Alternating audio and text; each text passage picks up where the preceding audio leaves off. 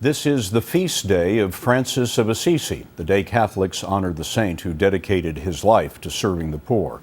Well, today, the Pope, who took his name and inspiration from Francis, visited Assisi, and a tragedy off the Italian coast gave him an opportunity to speak of the plight of the poor.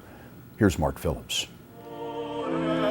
In Assisi, a pope bemoaned what he called a savage world that does not care about people who have to flee poverty and hunger, but who, he said, often find not freedom but death. Off the island of Lampedusa, divers approached a sunken ship that became a coffin for the people Pope Francis was talking about. Rescue workers have picked up what they think are the last survivors from the sinking of a boat overloaded with African migrants trying to reach Europe. Only about 150 of the estimated 500 on board survived.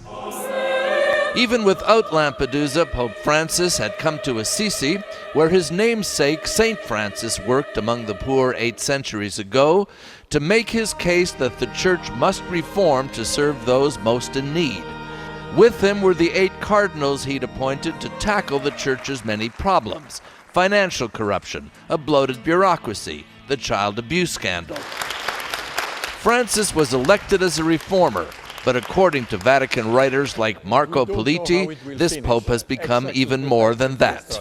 Pope Francis is now bringing the church to deep reforms. This is his aim, this is his project. It's a sort of revolution. Changing the style of the papacy is one thing. Changing the way the church operates and approaches the problems of the real world is something else. But Pope Francis may have set out on a reform agenda, the pace of which has surprised even those who elected him. And 6 months into the job, he's only just begun. Mark Phillips, CBS News, Assisi.